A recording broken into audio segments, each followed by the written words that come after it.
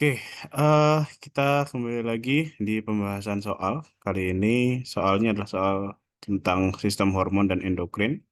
Nanti untuk link soalnya bisa dilihat di deskripsi ya. Oke, nah juga sedikit mengingatkan nanti untuk pembahasan soal ini kemungkinan besar akan dibahas straightforward ya. Jadi tidak eh, tidak akan dibahas mulai dari basic-basicnya banget gitu ya. Kecuali nanti memang perlu diperlukan ya. Kita langsung saja ya. Oke, dari soal nomor satu. Oke, ini terdapat penelitian. Oke, ilmuwan membagi masjid menjadi 5 kelompok, yaitu kontrol, ya, yang mana kontrol ini diberikan suntikan larutan fisiologis, sedangkan 4 kelompok yang lain diberikan injeksi senyawa A, B, C, dan D. Nah, di sini suntikan larutan fisiologis itu ada tujuannya ya. Kenapa kok yang kelompok kontrol tidak dibiarkan aja gitu ya? Kenapa kok harus tetap diberikan suntikan larutan fisiologis? Nah, ini tujuannya adalah untuk eh, meminimalisir error. Karena gini, kalau misal nih aku menyuntik atau menginjeksi senyawa A eh, sebanyak 10 mili misal. Nah, ternyata misal ya, senyawa A itu dampaknya adalah injeksi senyawa A dampaknya meningkatkan jumlah urin. Nah, jumlah urin yang meningkat ini ada dua kemungkinan kalau eh, injeksinya seperti itu. Ya, kemungkinan pertama adalah senyawa A-nya yang memang meningkatkan urin, atau sebenarnya yang meningkatkan urin itu adalah volume 10 mililiternya. Nah, maka ini eh, harus hilangkan ya kemungkinan yang kedua. Kemungkinan bahwa peningkatan urin itu gara-gara 10 mililiter nih. Makanya untuk menyeimbangkan itu biasanya kelompok-kelompok kontrol itu diberikan volume larutan yang sama dengan senyawa-senyawa yang menjadi perlakuan. Tapi biasanya tidak diberikan senyawa apapun ya. Jadi hanya larutan fisiologis yaitu larutan yang sama dengan cairan tubuh gitu ya. Nah, kemudian ya, setelah diberikan perlakuan, selama setelah diberi suntikan, kemudian diukur kadar kalsium, natrium, dan glukosa pada plasma darah. Oke, ya. eh Kita langsung ke datanya ya. Oke, datanya demikian, ada yang naik, ada yang turun gitu ya. Di sini ada 3 parameter, ya. Ada serum kalsium, serum natrium, sama glukosa. Serum itu mewakili plasma darah ya, karena serum itu definisinya adalah plasma darah tanpa adanya fibrinogen. Ya, jadi ya sama aja kayak plasma darah, cuma dia minus 1 protein saja. Nah, kita langsung coba ya. Pernyataan yang A, senyawa A memiliki potensi sebagai obat diabetes mellitus tipe 1. Ini mesti ada mellitusnya ya. Oke. Di sini diperlihatkan kalau injeksi A itu dia menurunkan kadar gula serum ya, kadar gula darah. Oke, berarti kan dia bisa dipakai untuk substitusi insulin. Ya, dan sedangkan diabetes tipe 1 itu adalah orang-orang yang kekurangan insulin. Berarti kan cocok ya antara injeksi senyawa A yang menurunkan gula dan kebutuhan dari orang yang punya diabetes tipe 1 yang juga memerlukan insulin yang fungsinya untuk menurunkan gula. Jadi A ini benar ya. Oke. Kemudian yang B, senyawa B menurunkan aktivitas osteoklas di tulang. Di sini senyawa B dampaknya adalah peningkatan kalsium di darah ya. Jadi yang awalnya kalsiumnya sekitar 2, itu dia jadi 2 lebih. Ya. Nah, berarti kurang lebih eh, injeksi dari senyawa B itu memiliki dampak seperti hormon paratiroid ya. Paratiroid hormon. Nah, apakah benar paratiroid itu memang hubungannya dengan osteoklas? Nah, ini jawabannya berhubungan ya. Tetapi fungsi dari osteoklas itu sesuai dengan paratiroid yaitu meningkatkan kalsium di darah. Sedangkan di sini pernyataannya itu menurunkan. Ya, jadi mestinya senyawa B itu meningkatkan aktivitas osteoklas di tulang. Ya, sehingga berdampak pada kalsium darah yang meningkat. Gitu ya. Jadi kalau kita review dari hormon paratiroid ya, sedikit kita review gimana dia. Nah, hormon paratiroid itu fungsinya adalah untuk menjaga kalsium darah bersamaan dengan hormon eh, kalsitonin ya. Jadi kalau paratiroid atau PTH ya dia berfungsi untuk meningkatkan kalsium darah, sedangkan kalau kalsitonin untuk menurunkan kalsium darah. Nah, bagaimana caranya?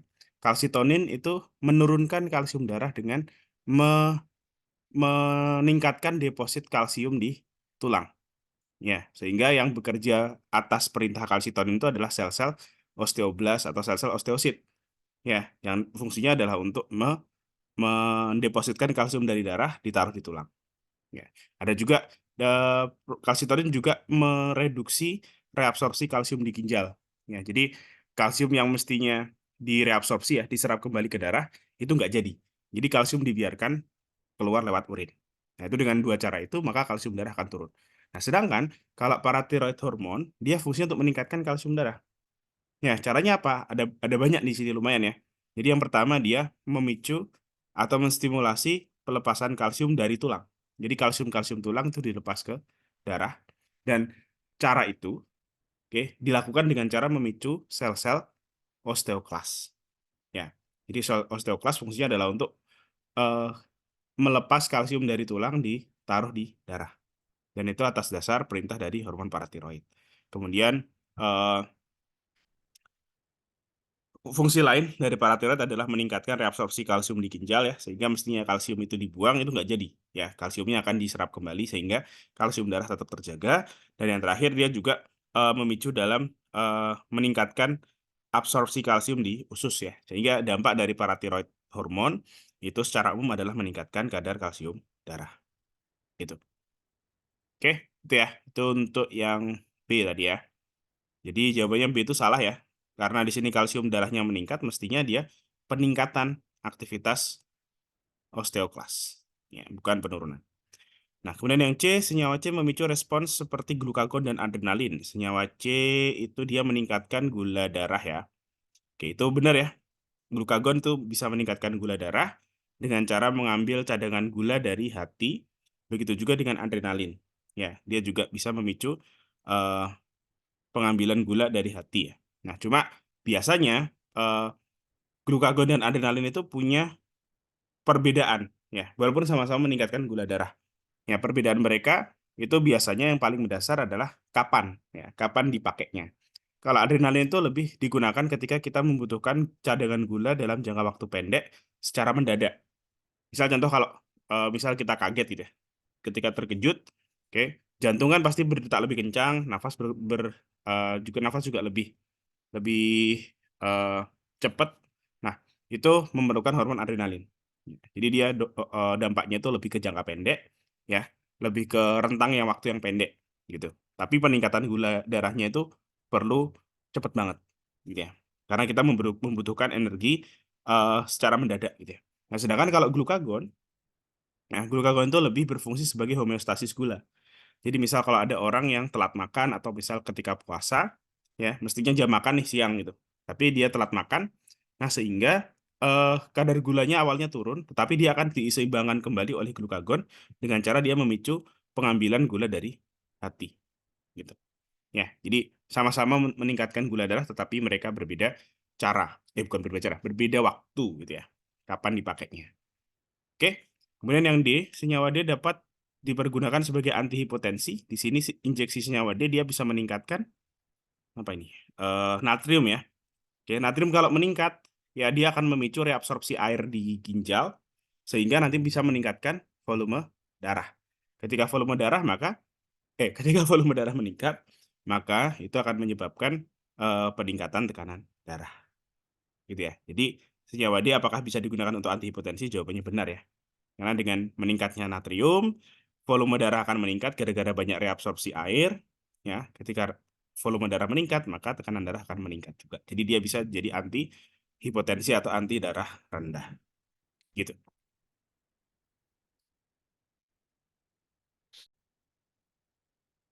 Oke, lanjut ya. Soal nomor 2 itu tentang hormon aldosteron. Ya, aldosteron merupakan salah satu hormon yang berperan dalam mengatur tekanan darah. Benar ya. Di ginjal, aldosteron berfungsi meningkatkan penyerapan natrium dan air dan meningkatkan sekresi kalium. Ini eh, yang diketahui ya, fungsinya langsung dikasih tahu ya. Kemudian ini bentuk hormonnya, kemudian ini mekanisme kerja dari aldosteron yang mana dia tergabung dalam sistem RAAS ya, renin angiotensin aldosteron system. Ya, yang mana sistem RAAS tersebut dia merupakan sistem yang bekerja untuk mengontrol tekanan darah. Ya, jadi dia akan aktif sistemnya ketika tekanan darah turun. Ya, biasanya turunnya contohnya gara-gara eh, ada orang yang kehilangan banyak darah, misal gara-gara kecelakaan, gitu ya. Oke, dan lain sebagainya. Ya, tapi intinya sistem RAS itu berfungsi untuk menjaga tekanan darah ya. In case tekanan darah turun, maka dia bisa terpicu dan berfungsi untuk mengembalikan tekanan darah kembali normal. Nah, seorang dokter menganalisis hasil uji lab ya dari beberapa pasien yang menderita hipertensi dan hipokalemia. Hipertensi tekanan darah tinggi, hipokalemia itu eh, kalium terlalu rendah. Itu kan dia berhubungan dengan aldosteron tadi ya. Karena aldosteron banyak, itu dia meningkatkan sekresi kalium. Jadi kalium banyak dibuang, gitu ya. Nah, data tersaji pada tabel berikut ya. Kadar aldosteronnya bervariasi untuk ketiga pasien. Begitu juga dengan kadar renin. Nah, di sini renin itu adalah suatu enzim ya yang dihasilkan pertama kali pada sistem RAS. Jadi sedikit apa namanya sedikit review ya. Sistem RAS itu seperti apa? Jadi ketika tekanan darah terdeteksi turun, biasanya terdeteksi turunnya itu di ini ya, nama selnya itu di juxtaglomerular apparatus JGA. Ya, juxtaglomerular cell itu ada di eh, nefron. Ya, JGA itu ada di tubulus distal. Ya, tubulus distal yang dia nempel dengan eh, glomerulus. Mungkin biar jelas kita coba cek ya. Bentar.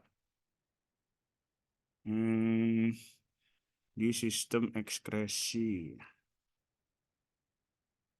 Oke, ya. Ini sedikit aja review.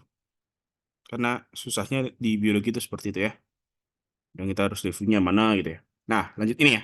Oke, jadi eh JGA, juxtaglomerular apparatus, ya, itu adalah kumpulan sel-sel eh, yang terdiri atas tubulus distal dan juga pembuluh darah yang merupakan arteriol aferen dan eferen sebelum glomerulus.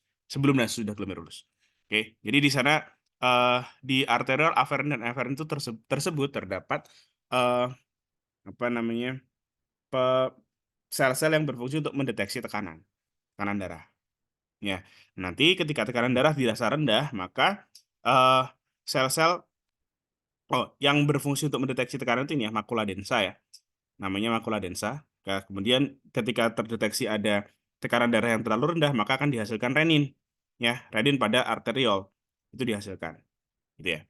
Nah, renin nanti dia akan memicu eh, sistem RAS. Renin akan mengubah renin itu akan dibawa pembuluh darah ya dari arteriol ginjal menuju ke hati, ya. Di hati terdapat protein namanya angiotensinogen diubah sama renin menjadi angiotensin.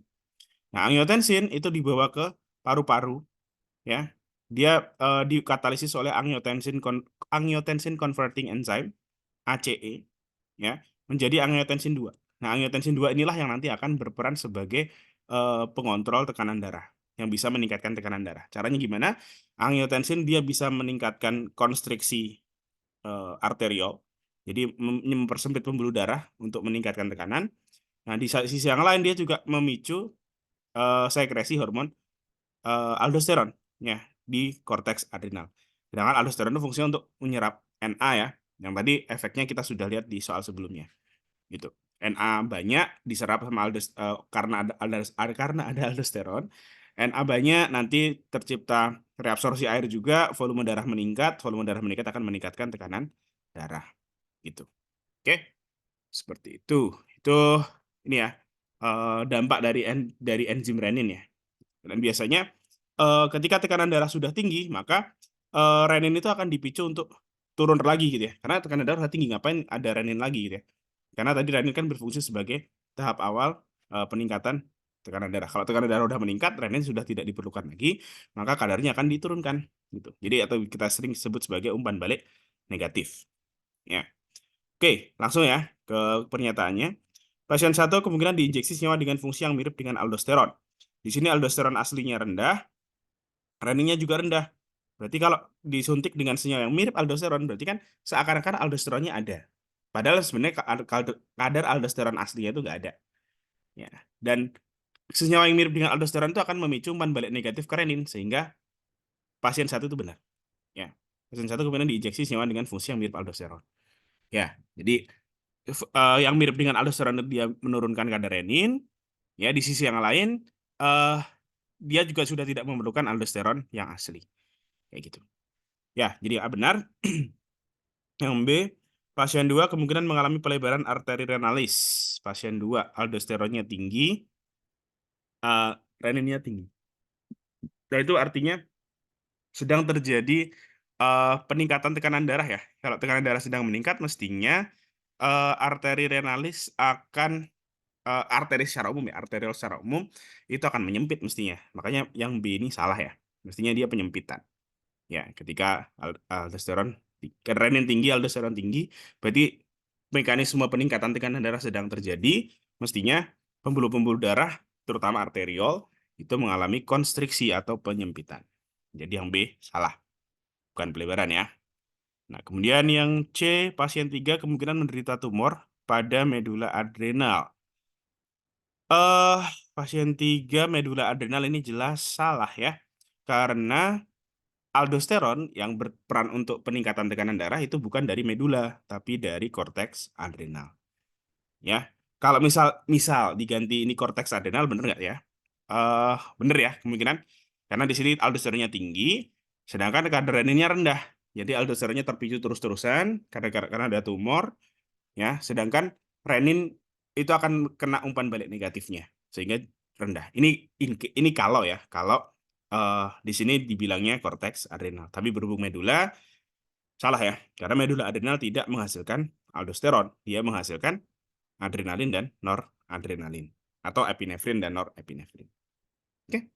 Yang D, aldosteron memiliki reseptor yang terdapat di permukaan. Ini jawabannya adalah salah karena aldosteron dia bentuknya adalah hormon steroid. Ya, kelihatan dari strukturnya ada 4 cincin, itu tipikal steroid atau salah satu jenis lipid, sehingga secara umum dia memiliki sifat hidrofobik. Hormon-hormon hidrofobik itu memiliki reseptor intraseluler. Ya, reseptor intraseluler berarti dia bukan reseptor di sel target. Itu ya. Itu nomor 2.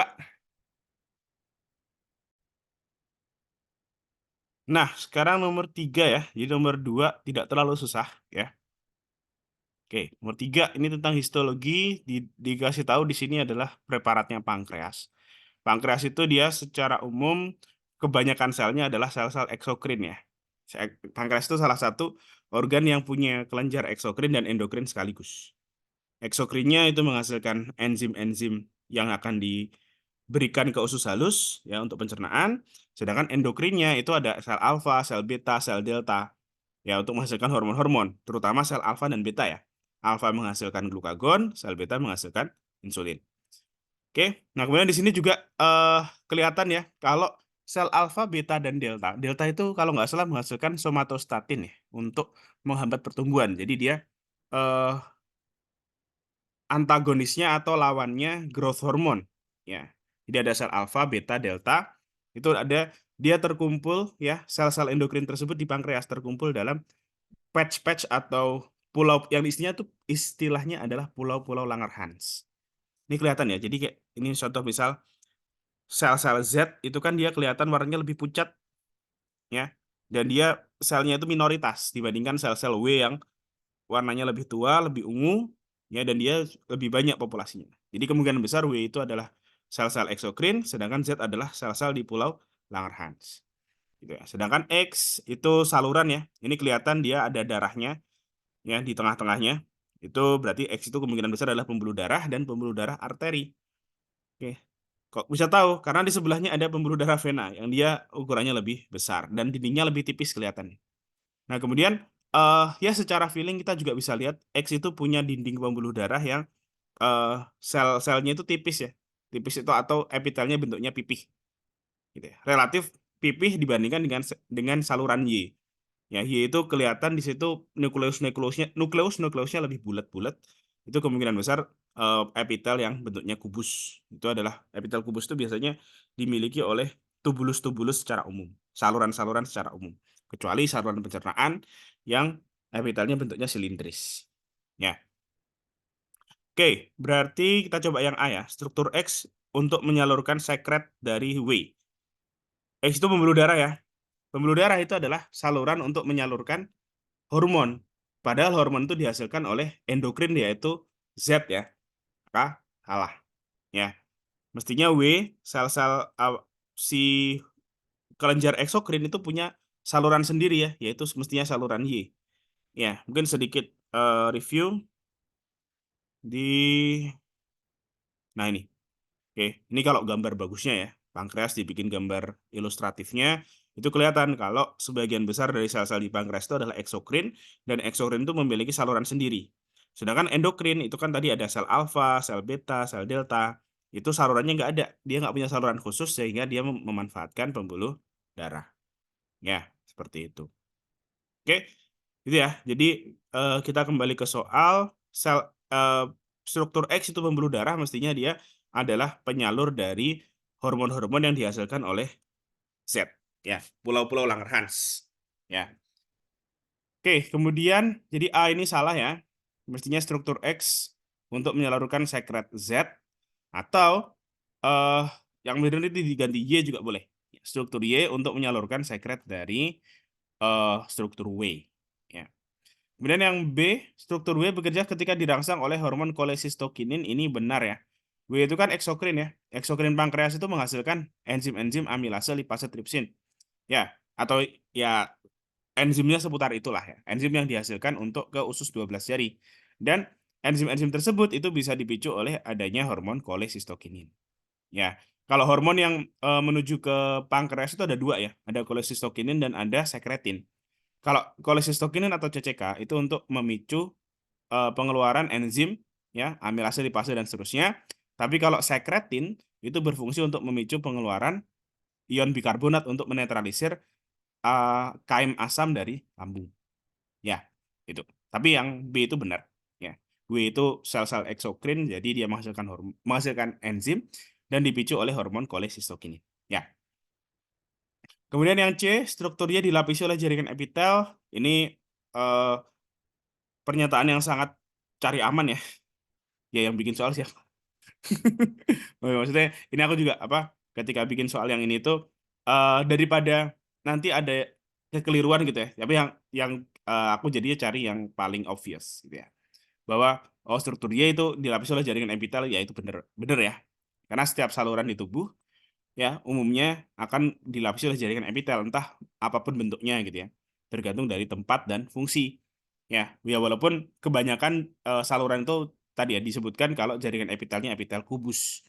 Ya, kecuali misal kalau di saluran pencernaan, saluran pernafasan sama reproduksi itu epitelnya epitel silindris. Kalau di saluran kalau di alveolus bukan saluran pernafasan ya, di alveolusnya sama di pembuluh darah itu epitel pipih gitu ya. Tapi kalau di saluran-saluran yang lebih umum itu biasanya epitelnya epitel kubus. Ya. Jadi tapi tetap aja C itu benar ya, karena ya pasti dia dilapisi jaringan epitel, entah epitelnya itu dari jenis yang manapun. Kemudian yang terakhir yang D, struktur Z merespon adanya peningkatan maupun penurunan gula darah. Ini benar ya. Z di situ ada sel alfa maupun sel beta, ya, walaupun di sini tidak diperlihatkan jelasnya atau tidak gitu ya. Jadi dia direspon karena ada peningkatan gula darah itu ketika eh yang dikasih stimulus adalah sel insulin ya, penghasil insulin. Jadi ketika gula darah meningkat, insulin harus dihasilkan kan. Nah, insulin dihasilkan sel beta yang ada di Z. Ketika gula darah turun, mestinya glukagon yang harus disekresikan untuk meningkatkan kembali gula darah. Dan itu juga ada di sel-sel alfa yang juga ada di Z. Ya, seperti itu. Oke, jadi yang di itu pernyataan benar ya. Jadi mau peningkatan ataupun penurunan gula darah itu bisa dengan cara memicu sel-sel yang ada di Z walaupun jenis selnya berbeda. Ya. Oke, selanjutnya nomor 4 ya. Oke, aksis atau poros adalah istilah untuk homeostasis hormon yang melewati hipotalamus, hipofisis anterior, dan organ endokrin. Hipofisis anterior atau pituitari anterior ya. Ya. Gambar berikut menunjukkan aksis hormon tiroid ya. Karena aksis nanti ada 3 ya. Aksis tiroid, aksis gonad, sama aksis korteks adrenal. Ini salah satu contohnya ya. Oke, jadi aksis itu selalu melewati hipotalamus dan pituitari, terutama pituitari anterior ya. Kemudian kelenjar ketiga adalah bisa tiroid, bisa gonad, bisa korteks adrenal. Nah, ini misal contohnya di tiroid ya. Dengan hormon-hormon yang dia hasilkan ya. TRH memicu pituitari anterior menghasilkan TSH, TSH memicu tiroid menghasilkan T3 dan T4. Oke.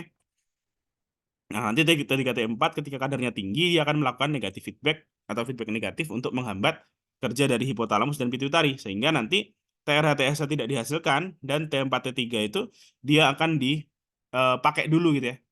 Oke, dia tidak akan dihasilkan dulu sampai T3 T4 itu jumlahnya turun sehingga negatif feedbacknya eh, tidak aktif hingga hipotalamus dan hipofisis atau pituitari kembali bekerja dan akhirnya T3 T4 dihasilkan kembali. Ya, jadi nanti kadar dari T3 T4 itu akan selalu berfluktuasi naik turun gitu ya. Oke, tergantung dari negatif feedbacknya sedang aktif atau tidak. Tapi dengan cara seperti itu, konsentrasi T3 dan T4 itu akan dijaga supaya tidak terlalu tinggi banget dan tidak terlalu rendah banget ya. Jadi selalu jumlahnya moderate. Ya, kalau ketinggian akan diturunin jumlahnya dengan negatif feedback. Kalau terlalu rendah jumlahnya T3 T4 maka dia akan dinaikin. Ya, seperti itu. Oke, itu ya. Kemudian di sini ada dua pasien. Ya, dua pasien yang abnormal hormon tiroidnya. Oke. eh Normalnya mestinya dikasih kualitatif di sini ya 333. Pasien satu itu sangat banyak T3 T4-nya walaupun TRH dan TSH-nya sedikit ya. Jadi dia pemicunya itu dikit tapi tetap T3 T4-nya eh tinggi banget ya. Ini biasanya salah satu contohnya, contoh kasusnya adalah ketika pasien mengalami tumor tiroid. Kalau tumor tiroid ya memang jumlah selnya udah banyak sehingga eh jumlah T3 T4-nya itu juga akan banyak gitu ya. Karena jumlah sel penghasilnya banyak juga. Tapi karena T3 T4 itu terlalu banyak, maka dia akan umpan balik negatif ke pituitari dan hipotalamus sehingga TRH TSH-nya dikit. Tapi TRH TSH dikit nggak akan ngaruh karena jumlah sel penghasil T3 T4-nya sudah banyak gara-gara ada tumor. Ya. Nah, kan kalau untuk eh, pasien 2 itu yang banyak adalah TRH TSH-nya T3 T4 malah dikit. Nah, itu adalah biasanya orang yang kekurangan yodium. Ya, orang yang kekurangan yodium, dia gagal melakukan umpan balik negatif ke pituitari dan hipotalamus, ya, sehingga pituitari hipotalamus itu menghasilkan hormon banyak banget. Ya, dia menghasilkan hormon banyak banget, walaupun dan dia memicu tiroid untuk bekerja keras. Ya. Padahal tiroid, walaupun dia bekerja keras, dia tetap nggak bisa menghasilkan T3 T4 dalam jumlah yang mencukupi karena T3 T4 tersebut membutuhkan iodin atau yodium. Ya, jadi kalau yodium nggak ada, tiroid itu kerja keras terus, tapi tetap nggak bisa bikin T3 T4-nya, gitu ya, seperti itu. Sehingga pada akhirnya nanti tiroid itu akan membengkak dan terjadilah penyakit goiter. Ya. Atau seringkali kita juga sebut sebagai gondok. Oke, ya itu mekanisme untuk yang pasien 2 ya. TRH TSH-nya banyak banget, dia terpicu terus, padahal dan tiroidnya yang dihasilkan sangat sedikit gara-gara kekurangan iodin. Oke. Kemudian kita coba ya pernyataan A. Salah satu efek hormon yang dihasilkan kelenjar tiroid pada sistem di atas berperan dalam homeostasis kalsium. Ini salah ya. Kalau eh, efek hormon tiroid pada sistem aksis itu hanya untuk T3 dan T4. Ya, kalau homeostasis kalsium itu kan pakai kalsitonin ya. Dia cara homeostasisnya nggak pakai peran hipotalamus, tapi dia secara langsung. Ya, kalsium naik itu akan memicu peningkatan kalsitonin, kalsium turun akan memicu peningkatan paratiroid. Oh di sini. Nih ya, ini yang tadi ya. Oke, jadi di sini tidak ada peran hipotalamus sama sekali ya kalau berhubungan dengan homeostasis kalsium. Ya, kalau kalsium terlalu tinggi, kalsitonin dihasilkan ya dari tiroid. Kemudian kalau kalsium terlalu rendah, maka paratiroid hormon akan dihasilkan dari kelenjar paratiroid. Nggak ada peran dari hipotalamus, hipofisis dan seterusnya. Ya, jadi dia mekanisme umpan balik negatif ataupun mekanisme regulasinya itu sudah secara langsung dilakukan oleh sel-sel endokrin itu sendiri tanpa bantuan dari hipotalamus ataupun pituitari anterior. Ya, beda dengan T3 T4 yang perlu. Oke, kemudian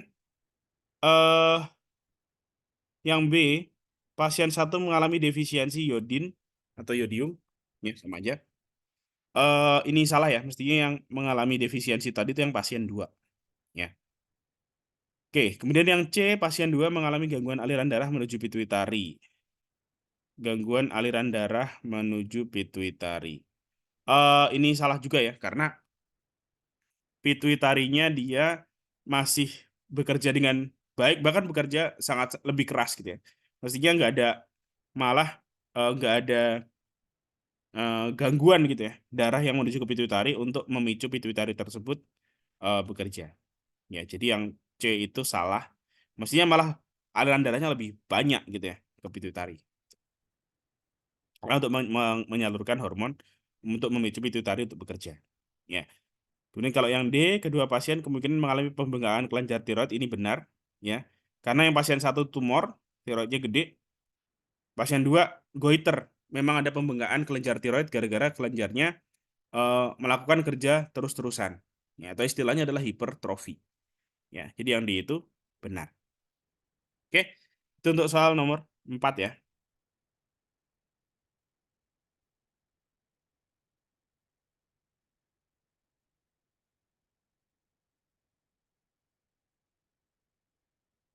Oke, selanjutnya nomor 5.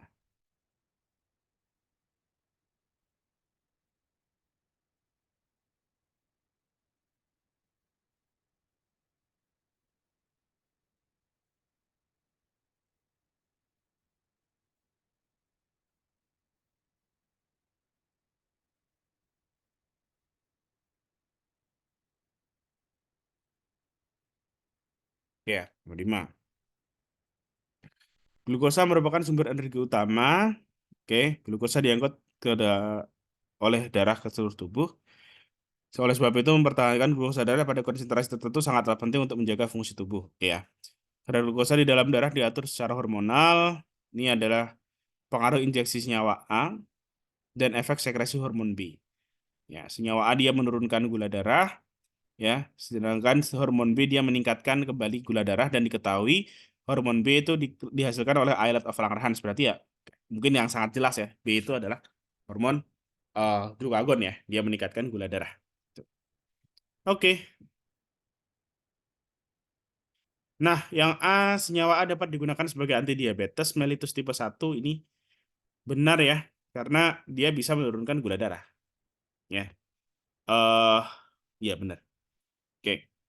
Ya udah jelas lah ya, tadi waktu di soal nomor 1 juga kita sudah bahas cukup panjang. Kemudian yang B, senyawa A memiliki efek yang antagonis terhadap epinefrin. Senyawa A. Kalau epinefrin itu meningkatkan gula darah, kalau senyawa A di sini kan dia menurunkan gula darah ya. Jadi secara efek itu benar. Ya.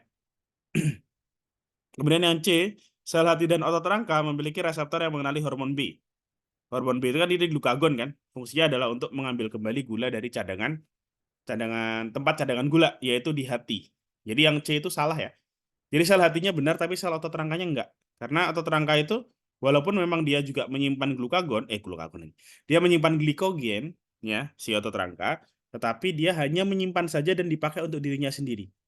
Jadi ketika ada glukagon, ya sel otot rangka akan diam-diam aja.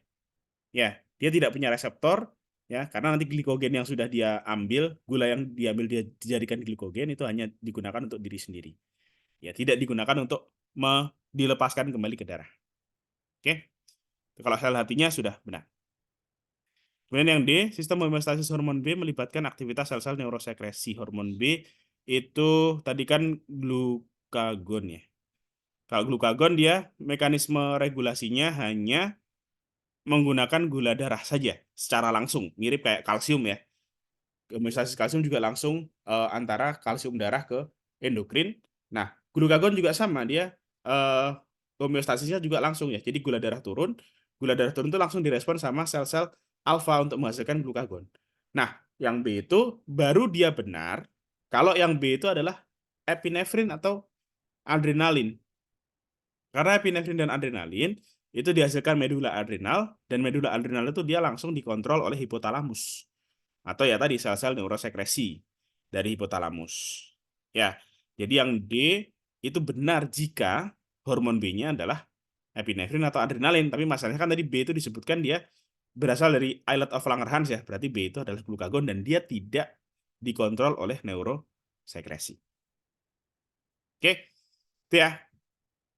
Nomor 5. Langsung mungkin ya nomor 6. Yeast alpha factor. Nah, di sini ada dua hormon ya. Yeast alpha factor dan mammalian GnRH. Itu mirip ya. Dia punya similarity. Di sini dikasih ada yang dikasih miring ya. Histidine tryptophan, punyanya mammalian juga histidine tryptophan. Kemudian yeast alpha factor itu ada leucin, lysine, proline, glycine ya, leolis, progly. Nah, sedangkan kalau di mammalian itu ada leuarginin, proline, glycine. Mirip banget kan? Cuma beda lisin dan arginin. Tapi kalau misal kita punya tabel asam amino, sebenarnya lisin dan arginin itu sama-sama asam amino yang bermuatan positif atau bersifat basa. Jadi itu benar-benar mirip ya antara yeast alpha factor dengan mammalian GnRH. Oke. Nah, due to their similarity, a scientist investigated the ability of yeast alpha factor to bind to mice GnRH receptor. Jadi dia ingin nyari tahu apakah yeast alpha factor itu bisa nempel ke reseptornya GnRH. Ya. Oke, makanya dia membuat percobaan untuk melihat ada bagaimana penempelan yeast alpha factor dan GnRH pada reseptor GnRH plus efeknya terhadap sekresi hormon LH.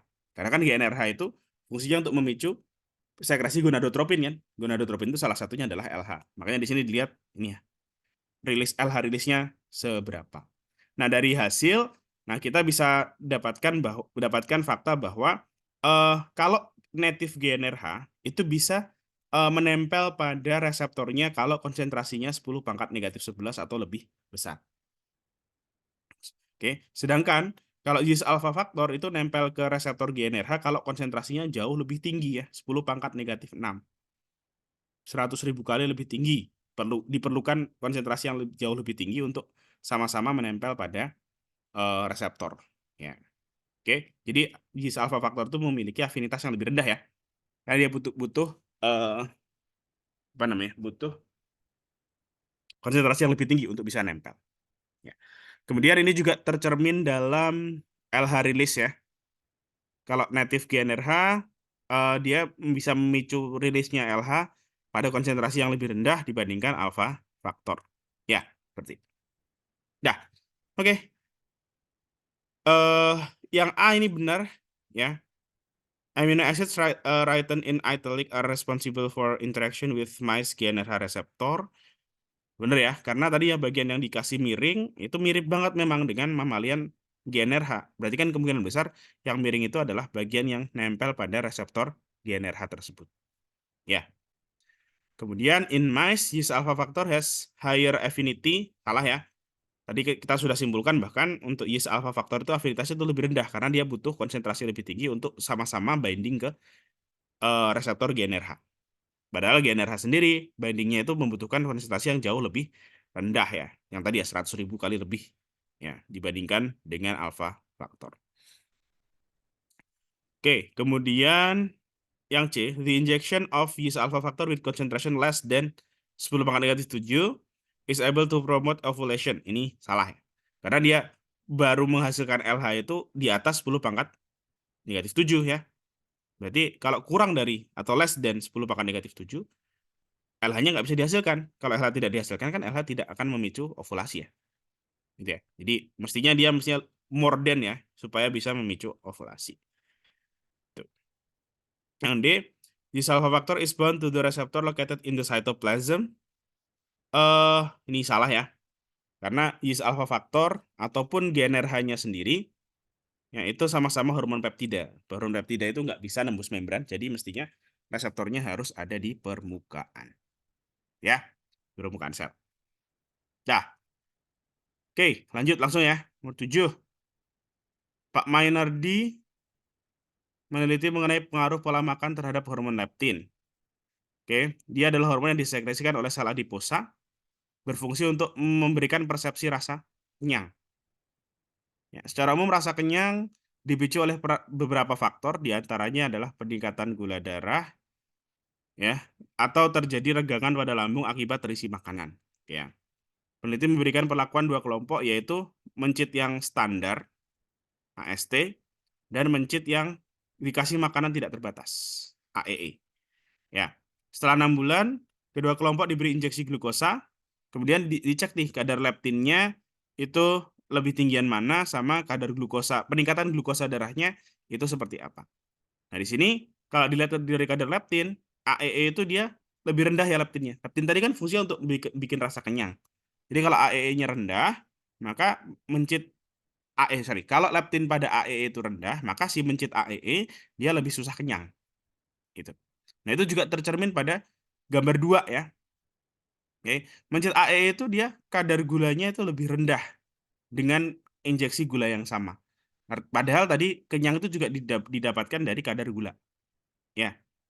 Oke, kalau kadar gula tinggi, maka mencit itu dia lebih eh, merasa kenyang ya dibandingkan dengan kadar gula rendah. Makanya kita bisa simpulkan ya, eh kalau kemungkinan besar si AEE itu karena leptinnya itu rendah, kadar gula darahnya rendah, dia itu lebih lebih gampang lapar ya dibandingkan dengan mencit yang terkontrol gitu. Dah, kita coba yang pernyataannya ya. Pernyataan A, mencit yang terbiasa pada keadaan makanan tidak terbatas lebih mudah kenyang, berarti salah ya. Mestinya tadi yang tidak terbatas makanan dia malah lebih susah kenyang. Ya, leptinnya dikit, nggak kenyang-kenyang, kadar gula darahnya juga rendah, nggak kenyang juga. Ya. Jadi A ini dia eh, salah ya, lebih lebih susah kenyang. Ini kalau nggak salah di kuncinya keliru ya. But oke, yang penting ya ini A ini salah ya kuncinya, mestinya. Oke. Yang B, pengondisian pada makanan tak terbatas menurunkan sensitivitas reseptor. Ini salah ya. Karena yang kita ketahui yang menurun itu adalah jumlah leptinnya, ya, bukan sensitivitasnya. Kita nggak bisa lihat sensitivitas di sini. Ya, jadi datanya kurang, datanya tidak bisa mencerminkan hasil, mencerminkan yang ditanyakan ya, maka kita anggap dia salah. Karena yang B itu yang jelas yang menurun itu adalah jumlah leptinnya, bukan sensitivitas reseptor. Ya. Kemudian yang C, apabila dilakukan pengukuran insulin, mencit AST kemungkinan memiliki kadar insulin lebih rendah. Ya, AST itu kan kadar gulanya lebih tinggi ya. Oke, berarti kan ya jelas, berarti insulinnya lebih rendah itu benar ya. Gitu. AEE dia kadar insulinnya itu lebih tinggi ya, sehingga dia kadar gulanya lebih rendah ya dibandingkan dengan AST. Dan itu berhubungan dengan D, kalau kadar insulin itu terlalu tinggi, terus-terusan tinggi, maka dia bisa memicu terjadinya resistensi. Jadi reseptor-reseptor insulin itu jadi tidak sensitif terhadap insulin yang tinggi tersebut. Jadi perlu insulin yang lebih banyak lagi untuk memicu reseptor insulin. Ya, sehingga mestinya yang mengalami resistensi insulin itu yang lebih berpotensi adalah mencit yang AEE. Jadi yang D itu salah. Ya, mencit AEE dia kadar gulanya rendah, berarti insulinnya selalu lebih tinggi. Kalau insulin selalu lebih tinggi, maka dia lebih rentan terhadap resistensi insulin, yaitu yang AEE tadi ya. Oke, jadi jawaban yang D itu salah. Oke. Nah, terakhir soal 8. Sebenarnya soal 8 ini ada penjelasan yang cukup panjang ya, tapi nggak apa mungkin kita persingkat saja. Oke. Semoga nanti kalau penjelasan yang panjangnya berarti nanti bisa kalian lihat di video yang reproduksi ya. Oke, kita langsung aja mungkin. Ini ada sayatan dua organ ya. Yang kiri itu ovarium, yang kanan itu tubulus seminiferus atau tempat pembuatan sperma ya, beserta dengan sel-sel yang ada di sekitarnya.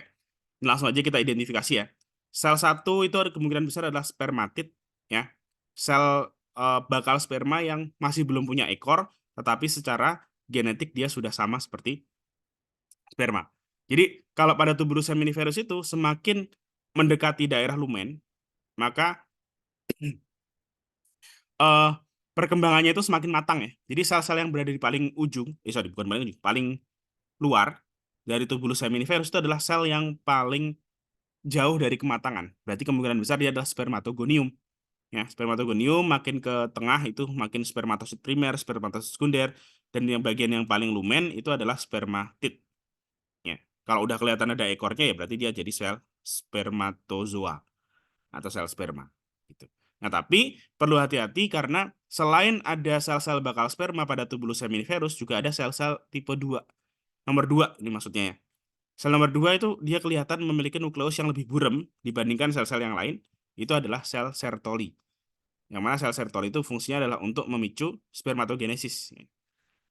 Dengan cara apa? Dengan cara dia menghasilkan protein untuk karier atau membawa hormon testosteron. Kalau hormon testosteronnya dihasilkan sel 3, yaitu sel Leydig. Ya. Sel Leydig menghasilkan testosteron, testosteronnya diikat sama protein dari sel Sertoli. Nah, nanti gabungan protein dan testosteron akan bisa digunakan untuk memicu spermatogenesis, untuk memicu perkembangan ciri seksual sekunder pada pria atau pada hewan jantan kayak gitu. Oke. Nah, kemudian sifat juga dari Sertoli dan Leydig. Sertoli Leydig itu mereka beda ini ya, beda hormon pemicu. Kalau Sertoli itu sensitif terhadap FSH, sedangkan Leydig sensitif terhadap LH. Ya, kita cek di mana? Di mana? Ini nih. Nah, ya. Jadi LH itu ke sel Leydig menghasilkan testosteron, FSH itu memicu Sertoli menghasilkan protein tadi ya. Oke, tapi gabungan keduanya itu berfungsi untuk memicu spermatogenesis. Dan testosteron maupun hormon dari sel Sertoli itu juga sama-sama menghasilkan umpan balik negatif bisa ke pituitari anterior dan atau ke hipotalamus. Oke. Nah, sedangkan kalau yang ini nomor yang kiri, tadi kok dijelasin yang kanan dulu ya? Apa ya? Yang kiri sel 4 itu adalah folikel-folikel primer, folikel yang masih kecil ya, dia hanya sensitif terhadap FSH, sedangkan sel nomor 5 itu adalah folikel yang sudah mulai berkembang. Dia adalah folikel yang bisa menghasilkan estrogen dalam jumlah yang moderate, yang nggak terlalu banyak. Sedangkan sel 6 itu adalah folikel-folikel yang sudah hampir matang gitu ya. Sudah ya bisa dibilang sudah matang lah nomor 6. Ya. Oke, dia folikel yang sudah matang dan sebentar lagi siap untuk diovulasi. Ya. Nah, kita jawab ya pernyataannya. Yang A, sel 1 berada pada tahap kematangan yang lebih akhir dibandingkan sel 2. Ini salah ya. Karena sel 2 sel Sertoli. Kecuali kalau misalnya yang 2 itu yang ditunjuk adalah sel-sel yang sekitarnya ya. Sel yang lebih nukleusnya lebih kelihatan tebal ya. Itu baru dia antara spermatogonim atau spermatosit primer yang tahap kematangannya lebih awal ya kalau sel itu dibandingkan sel 1, atau sel 1 mestinya lebih akhir dibandingkan sel-sel lain yang nukleusnya tebal. Ya. Jadi yang A itu salah ya, karena kita nggak bisa bandingin spermatid dengan Sertoli ya. Sertoli kan dia bukan sel-sel pada tahap perkembangan sperma. Ya. Nah, sedikit tambahan, kenapa kok Sertoli itu memiliki nukleus yang lebih buram? Karena dia tidak aktif membelah. Ingat kalau sel-sel itu aktif membelah, DNA-DNA-nya itu akan terkondensasi, menghasilkan kromosom kan. Makanya sel-sel ini yang lain, sel-sel bakal sperma itu, dia memiliki nukleus yang lebih tebal karena DNA-nya terkondensasi dan supaya siap dia dijadikan kromosom sewaktu-waktu. Gitu. Karena dia aktif membelah ya. Oke, kemudian yang B, sel 3 dan 4 responsif terhadap jenis gonadotropin yang sama, ini salah. 3 itu tadi kan Leydig ya, dia sensitif terhadap LH, sedangkan sel 4 itu folikel yang masih baru ya, dia sensitifnya terhadap FSH. Sama-sama gonadotropin tetapi beda jenis. Oke, jadi yang B salah. Yang C, sel 5 mampu menghasilkan estrogen, benar ya, tadi sudah dimention juga, sel 5 itu folikel yang sudah berkembang tengah-tengah gitu ya, itu dia bisa menghasilkan estrogen dalam jumlah yang moderate gitu ya. Dan dia akan memicu umpan balik negatif ke pituitari. Ya. Nah, kemudian kalau yang sel 6 itu menghasilkan hormon yang menyebabkan umpan balik negatif pada hipotalamus dan pituitari anterior, ini salah. Karena sel 6 dia folikel yang sudah hampir matang, hampir banget matang gitu ya. Dia berfungsi menghasilkan hormon estrogen yang sangat banyak dan itu justru malah menyebabkan umpan balik positif. Oke. Nih ya, folikel yang sudah matang itu malah menghasilkan estrogen, high estrogen level, itu dia malah umpan balik positif ke hipotalamus dan akhirnya nanti ke hipofisis juga menghasilkan LH dan FSH yang meningkat drastis dan terjadilah ovulasi di sana. Ya, kayak gitu. Jadi salah ya untuk yang D, mestinya dia umpan balik positif ke hipotalamus. Ya. Itu untuk pembahasan yang kali ini 8 soal. ya, lumayan. Oke, nanti untuk basic-basicnya kalian bisa eh, tonton dari video-video yang lain ya, video-video yang masih yang lebih lama ya. Di sana sudah tercantum tentang hormon, dan tentang reproduksi juga kalau tidak salah sudah ada ya. Nanti untuk link soalnya nanti bisa di-download di deskripsi. Oke, itu mungkin dari aku untuk kesempatan kali ini. Semangat belajar untuk semuanya. Oke, sampai ketemu di video yang lain. Assalamualaikum warahmatullahi wabarakatuh.